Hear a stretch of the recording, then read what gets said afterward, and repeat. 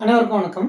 நம்ம எல்லாருமே படிக்கிறோம். ஆனா, எந்தெந்த இடத்துல தப்பு பண்றோம், எந்தெந்த இடத்துல நம்ம திருத்திக்கிட்டா, நம்போ எக்ஸாம்ல ஈஸியா கிளியர் பண்ணி போஸ்டிங் வாங்கலான்றத இந்த வீடியோல பார்க்கலாம். சிம்பிளா ஒரு 7 ஸ்டெப்பா நான் போட்டிருக்கேன்.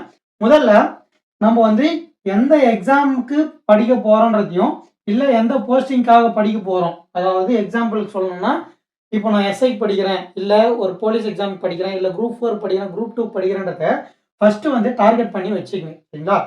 இப்ப எப்பவுமே வந்து ஒரு எக்ஸாம் டார்கெட் பண்றீங்கன்னா, அதுக்கு முன்னாடி எக்ஸாம நீங்க டார்கெட் பண்ணணும். அதாவது எக்ஸாம்பிளுக்கு சொல்றேன். இப்போ நீங்க வந்து போலீஸ் எக்ஸாமுக்கு டார்கெட் பண்றீங்கன்னு வச்சுக்கங்க. பிசி கான்ஸ்டபிள் இருக்கு இல்லைங்களா? அதுக்கு டார்கெட் பண்றீங்கன்னா, அத விட ஒரு படி மேல இருக்கிற எக்ஸாம டார்கெட் பண்ணணும். அதாவது இதுக்கு முன்னாடினா எஸ்ஐ எக்ஸாம் இருக்கு இல்லைங்களா? இத விட ஸ்டாண்டர்ட் அதிகம். கொஸ்டினும் கொஞ்சம் டஃப்பா இருக்கும். சரிங்களா? அதனால எஸ்ஐ எக்ஸாமுக்கு படிங்க. ஏன்னா, அப்பதான் வந்து நீங்க இந்த ஸ்டாண்டர்டுக்கு படிச்சீங்கன்னா தான் இந்த ஸ்டாண்டர்ட்ல எக்ஸாம் எழுதும்போது உங்களுக்கு ஈஸியா இருக்கும். ஈஸியா கிளியர் பண்றதுக்கான வழியாவும் இருக்கும். இந்த மாரி படிச்சீங்கன்னா, உங்களுக்கு ஈஸியா மத்தவங்க வந்து போலீஸ்க்காக படிச்சுட்டு இருப்பாங்க.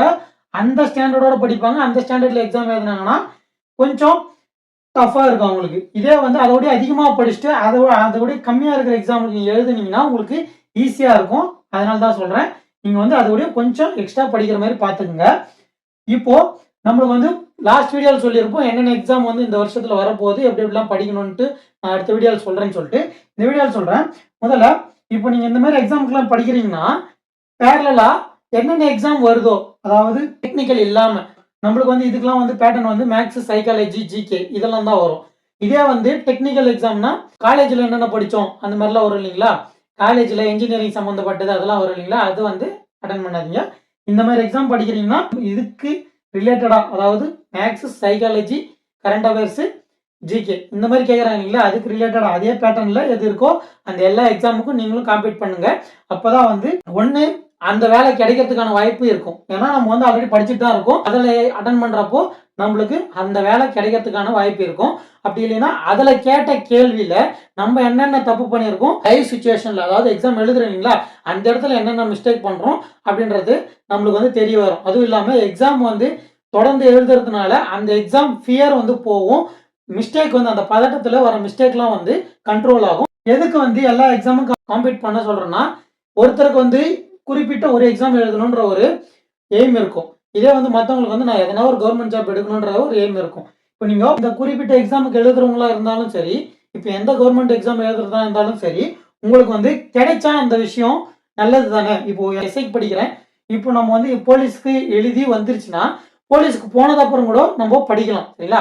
அதனால தான் சொல்றேன். இன்னும் கான்ஃபிடென்ட் அதிகமா இருக்கு. ஏன்னா நம்ம நார்மலா வேலை இல்லாம படிக்கிறதுக்கு வீட்ல இருந்து இல்ல நம்ம சுத்தி இருக்கிறவங்க சொல்றத விட, நம்ம வேலைக்கு போயிட்டு படிச்சா யாரும் எந்த கேள்வியும் கேட்க போறதில்ல. அதனால தான் சொல்றேன். பேரலலா எல்லா எக்ஸாமுக்கும் அட்டெண்ட் பண்ணுங்க. எதனா ஒரு எக்ஸாம் கிடைச்சிரும். கிடைச்சிச்சுன்னா அதுல போயிட்டு அதுக்கப்புறம் கூட உங்க எய்ம கன்டின்யூ பண்ணிக்கங்க. அடுத்து ஃபர்ஸ்ட் ஸ்டெப் என்னன்னா, ஒரு எக்ஸாம் வந்து சூஸ் பண்ணிட்டீங்க. இந்த ஃபீல்டுக்கு தான் போறேன். இந்த போஸ்ட்க்கு தான் போறேன்னு சூஸ் பண்ணிட்டீங்கன்னா, அந்த எக்ஸாமோட 5லிருந்து 10 வருஷம் question paper previous year question paper எடுத்து ஃபுல்லா அனலைஸ் பண்ணி ஆன்சர் வந்து அட்டெண்ட் பண்ணி பாருங்க. ஏன் சொல்றேன்னா, இந்த முந்தைய எக்ஸாம் அதாவது ப்ரீவியஸ் இயர் கொஸ்டின் பேப்பரை வச்சு நம்மளுக்கு வந்து அடுத்தடுத்த கொஸ்டின் வந்து அதே ரிப்பீட் ஆகுமான்னு கேட்டீங்கன்னா, ஆகறதுக்கான வாய்ப்பு ரொம்ப கம்மி தான். இருந்தாலும் எதுக்கு வந்து இந்த ப்ரீவியஸ் இயர் கொஸ்டின் பேப்பர்ன்னு பார்த்தீங்கன்னா, இப்போ இந்த எக்ஸாம் வந்து குறிப்பிட்டு ஒரு எக்ஸாம் எழுதுறோம்னா, அந்த எக்ஸாம்ல எப்படிலாம் கேட்பாங்க, அதாவது எந்த லெவலுக்கு கொஸ்டின் கேட்பாங்கன்றதுக்காக நம்மளுக்கு ஒரு புரிதல் இருந்தா தான் நம்ம அடுத்து படிக்கிறப்போ கொஞ்சம் நம்ம இப்படிலாம் கேட்டிருக்காங்க, இந்த அளவுக்கு நம்ம படிக்கணும், இதை விட கொஞ்சம் அதிகமா படிக்கணுன்ற ஒரு புரிதல் வரும். அதுக்கு தான் வந்து இந்த 5 வருஷம் கொஸ்டின் பேப்பர் அல்லது 10 வருஷம் கொஸ்டின் பேப்பர் எந்தெந்த கொஸ்டின் பேப்பர் அவைலபிளா இருக்கோ எல்லாத்தையும் படிங்க. இதே வந்து ஃபுல்லா படிக்கிறவங்க அதாவது பொதுவா கவர்மெண்ட் எக்ஸாம்னு சொன்னோம் இல்லைங்களா? அதுக்கு படிக்கிறவங்க வந்து என்னென்ன கொஸ்டின் பேப்பர் நீங்க பார்க்குறீங்களோ அதெல்லாம் வந்து போட்டு சால்வ் பண்ணி பாருங்க. மெயின் ஃபோக்கஸ் ஒரே ஒரு போஸ்டிங் வச்சுங்க. இப்போ எஸ்ஐனா எஸ்ஐ வச்சுங்க, போலீஸ்னா போலீஸ்னு வச்சுங்க. அதை தவிர்த்து மிச்சம் எல்லாத்தையும் அட்டெண்ட் பண்ணி பாருங்க. இப்போ போலீஸ்னு வச்சிட்டீங்கன்னா அதுக்கான 10 வருஷம் கொஸ்டின் பேப்பர் எடுத்து பார்த்து மிச்சம் இருக்கிற எக்ஸாம்ல சும்மா என்னென்ன கிடைக்குதோ ஆன்லைன்ல எல்லாத்தையும் எடுத்து போட்டு பாருங்க. அதுல இருந்து ஒரு தப்பு பண்றீங்களா அதுல இருந்து கத்துக்கலாம். அடுத்து மெயின் வந்து டெஸ்ட் பேட்ச் போட்டுருங்க. ஏன்னா இப்போ குறிப்பிட்டு ஒரு எக்ஸாம் எழுதுறோம்னா அதுக்கான டெஸ்ட் பேட்ச் போட்டீங்கன்னா எக்ஸாம்ல என்ன பேட்டர்ன் இருக்கோ அந்த பேட்டர்ன்ல டெஸ்ட் வைப்பாங்க. அதுவும் இல்லாம நம்ம டெஸ்ட் எழுதி பார்க்கறதுனால ரெகுலரா எழுதுறதுனால நம்மளுக்கு வந்து லாஸ்டா எழுதுறோம் இல்லைங்களா போஸ்டிங்கான டெஸ்ட் வந்து பழகிரும். அந்த பதட்டம் இருக்காது, அந்த ஒரு இது இருக்காது. அதனால தான் சொல்றேன் டெஸ்ட் பேட்ச் போட்டு ரெகுலரா ஃபாலோ பண்ணி போங்க. இப்போ ஒரு சிலபஸ் சொல்றாங்கன்னா அந்த சிலபஸ் ஃபுல்லா கவர் பண்ணிட்டு டெஸ்ட் எழுதுங்க. சப்போஸ் அந்த சிலபஸ் கவர் ஆகலன்னா கவர் பண்ணதுக்கு அப்புறம் வாங்கி டெஸ்ட் எழுதுங்க. ஏன்னா அந்த மாதிரி ஆப்ஷனும் தருவாங்க எல்லாருமே. இல்ல இப்போ ஒரு டெஸ்ட் நம்மளால எழுத முடியல, இன்னைக்கு எழுத முடியலன்னா நாளைக்கு ப்ரிப்பேர் ஆகி போயிட்டு நாளைக்கு போய் கேட்டீங்கனாலும் கொஸ்டின் பேப்பர் தருவாங்க, உட்காந்து எழுதலாம். தெளிவா இந்த டெஸ்ட் பேட்சை ப்ராப்பரா யூஸ் பண்ணிக்கங்க. அதுக்கப்புறம் வந்து செப்பரேட்டா நோட் வச்சுங்க டெஸ்ட் பேட்சுக்கு.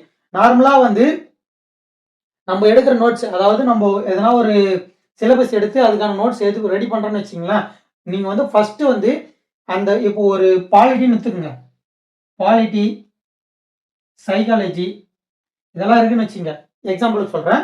இதெல்லாம் தனித்தனியா நீங்களே வந்து நோட்ஸ் எடுக்கணும். எப்படின்னு பார்த்தீங்கன்னா, இப்போ ஆன்லைன்ல நிறைய நோட்ஸ் அவைலபிளா இருக்கு. அத வந்து எதனா ஒரு நோட்ஸ் எடுத்து பார்த்துட்டு அப்படியே அதையே ஃபாலோ பண்றத விட்டு, ஒரு 4, 5 நோட்ஸ வந்து ரெஃபர் பண்ணுங்க. எது உங்களுக்கு ஈஸியா இருக்கோ, எது வந்து எல்லா பாயிண்ட்ஸும் கவர் ஆகுற மாரி இருக்கோ, அத ஃபாலோ பண்ணி அந்த ஜெராக்ஸ மட்டும் வச்சுக்காதீங்க. உங்களோட கைப்பட உங்களுக்கு புரிஞ்ச மாரி ரிவிஷன் பண்றதுக்கு ஈஸியா இருக்கிற மாரி எழுதி வச்சிட்டீங்கன்னா, பின்னாடி ரிவிஷன் பண்றதுக்கு ஈஸியா இருக்கும். இதே வந்து நம்ம இருக்கிற நோட்ஸ் எல்லாம் ரிவிஷன் பண்ணோம்னா, அதாவது நம்ம ஜெராக்ஸ் போடுறோம் இல்லைங்களா? அதெல்லாம் வந்து புக் மாரி இருக்கும். அதெல்லாம் ரிவிஷன் பண்ணா லேட் ஆகும். இதே வந்து நம்ம ஹேண்ட் ரிட்டனா எழுதி வச்சு நம்மளுக்கு புரியுற மாரி ரிவிஷனுக்கு ஏத்த மாரி எழுதி வச்சுட்டோம்னா, பின்னாடி ரிவிஷன் பண்றதுக்கு ஈஸியா இருக்கும். அதே போல இந்த டெஸ்ட் பேட்ச் எழுதுறீங்க இல்லைங்களா? அதுக்கு வந்து செப்பரேட்டா ஒரு நோட் போட்டுங்க. அந்த டெஸ்ட் பேட்ச்லயே இந்த ப்ரீவியஸ் இயர் எக்ஸாம் இருக்கு இல்லைங்களா? நம்ம எழுதி பார்க்கணும் சரிங்களா? எழுதி பார்க்கறத அதுக்கும் இதுக்கும் சேர்த்து டெஸ்ட் பேட்சுக்கும் சரி, நம்ம ப்ரீவியஸ் இயர் எக்ஸாம் எழுதுறோம் இல்லைங்களா? அதையும் சரி 2த்துக்குமே வந்து ஒரே நோட்டா போட்டுங்க. போட்டு ஒரு பக்கத்துல வந்து ப்ரீவியஸ் இயர் கொஸ்டின் பேப்பர்ல நிறைய விஷயம் எதனா இருந்துச்சுன்னா அதை எழுதி வச்சுக்கங்க. ஏன்னா வந்து பின்னாடி ரிவிஷன் பண்றப்போ இதையும் சேர்த்து ரிவிஷன் பண்ணீங்கன்னா கொஞ்சம் யூஸ்ஃபுல்லா இருக்கும். அதே மாதிரி இந்த டெஸ்ட் பேட்ச் அட்டெண்ட் பண்றீங்க இல்லைங்களா?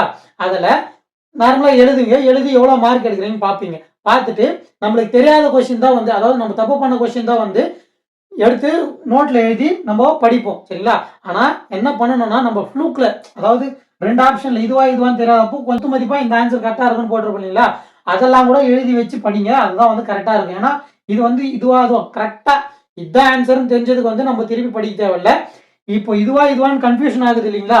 அந்த கொஸ்டின் எழுதி வச்சு நீங்க பின்னாடி படிச்சீங்கன்னா மட்டும்தான் நம்ம வந்து தப்புல இருந்து, அதாவது மார்க் கம்மி பண்றதுல இருந்து அதிகம் பண்ணணும். இந்த மாதிரி அந்த தப்புலாம் வந்து எழுதி வச்சுட்டு பின்னாடி வந்து ரிவிஷன் பண்றப்ப படிச்சுட்டு போனீங்கன்னா மட்டும்தான் உங்களுக்கு வந்து அந்த தப்பு திருப்பி எக்ஸாம்ல ரிப்பீட் ஆகாம இருக்கும். அதுக்காக தான் சொல்றேன். அடுத்து ரிப்பீட் ரிவிஷன். எல்லாருக்குமே வந்து ஒரே முறை படிச்சா மனசுல பதிகிற அளவுக்கு கெப்பாசிட்டி எல்லாருக்குமே இருக்காது. ஒரு சிலருக்கு வந்து 5 முறை படிச்சா இருக்கும். ஒரு சிலருக்கு வந்து 10 முறை படிச்சா இருக்கும். ஒரு சிலருக்கு 15 முறை படிச்சா இருக்கும். ஒரு சிலருக்கு வந்து ரிப்பீட் ரிவிஷன், அதாவது டாபிக் மறக்குதுன்னா அது மறக்கிறதுக்குள்ள நம்ம வந்து மறக்க விடவே கூடாது. ஒரு 3 நாள்ல மறந்துதுன்னா நீங்க வந்து 2வது நாள்லயே வந்து அத ரிவிஷன் பண்ணிரணும். அப்பதான் வந்து உங்களுக்கு அது மறக்காம இருக்கும். ரெகுலரா ரிவிஷன் பண்ணணும் அந்த மாதிரி. அடுத்து கன்சிஸ்டன்சி. இப்போ நார்மலா படிக்கிறவங்களா இருந்தாலும் சரி, வேலைக்கு போயிட்டே படிக்கிறவங்களா இருந்தாலும் சரி, அதுக்கான கன்சிஸ்டன்ட்டா எஃபோர்ட் போட்டீங்கன்னா, நம்ம வந்து எப்படியா இருந்தாலும் வேலை வாங்கிரலாம். எப்படின்னு பார்த்தீங்கன்னா, இப்போ படிக்கிறவங்கன்னா ரெகுலரா ஷெட்யூல் போட்டு வச்சுக்கங்க. ஷெட்யூல் போட்டு இவ்வளோ பிரேக் டைம் வச்சு ஷெட்யூல் போடுங்க எப்பவுமே. எல்லா நேரமும் படிக்கணும்னு பார்க்காதீங்க. அதுவுமே வந்து தப்பு தான். பிரேக் டைம் வச்சு ஷெட்யூல் போடுங்க. கரெக்ட்டா சாப்பிட்டு, கரெக்ட்டா சாப்பிடுறதுக்கு இவ்வளோ, தூங்குறதுக்கு இவ்வளோ நேரம்னு நீங்க ஒதுக்குனா தான், கஷ்டப்பட்டு படிக்கிறேன்ற பேர்ல ஹெல்த் ஸ்பாயில் பண்ணிக்காதீங்க. எக்ஸாம் எழுதுறப்போ ஹெல்த் வந்து சரியில்லன்னா ரொம்ப கஷ்டமாயிடும். இவ்வளோ எஃபோர்ட்டும் வேஸ்ட்டா போயிடும். அதுதான் சொல்றேன். ஹெல்த் முக்கியம். அதே மாரி ஷெட்யூல் போட்டுங்க. பிரேக் வச்சுக்கங்க. இவ்வளோ டைம்ல இவ்வளோ படிக்கணுன்ற ஒரு ஷெட்யூல் போட்டு படிக்க ஆரம்பிங்க. மறக்கிறன்ற பட்சத்துல ரிவிஷனுக்கும் சேர்த்து ஷெட்யூல் போடுங்க. ரிவிஷனுக்கும் சேர்த்து ஷெட்யூல் போட்டு படிங்க. இந்த ஸ்டெப்ஸ்ல உங்களுக்கு எதனா ஒரு டவுட் இருந்துச்சா, இல்ல திருப்பி என்னென்ன படிக்கலாம், எப்படி எப்படிலாம் படிக்கலான்ற ஒரு டவுட் இருந்துச்சுன்னா கமெண்ட்ல சொல்லுங்க. அதே போல உங்களுக்கு எதனா டாபிக் நீங்க படிக்கிறப்போ எதனா டாபிக் வந்து கஷ்டமா இருக்குன்னு தெரிஞ்சுச்சுன்னா, அது எந்த டாபிக்ன்றத கமெண்ட்ல சொல்லுங்க. நான் எந்த அளவுக்கு ஈஸியா எடுத்து உங்களுக்கு புரியிற மாரி ஷார்ட்கட்டா எடுத்து போட முடியுமோ, அந்த அளவுக்கு ஷார்ட்கட்டா எடுத்து எவ்வளவு சீக்கிரத்துல அப்லோட் பண்ண முடியுமோ அவ்வளவு சீக்கிரத்துல அப்லோட் பண்றேன். மீண்டும் அடுத்த வீடியோவில் சந்திப்போம். படிக்க கனவு காண் ஜீவா. நன்றி, வணக்கம்.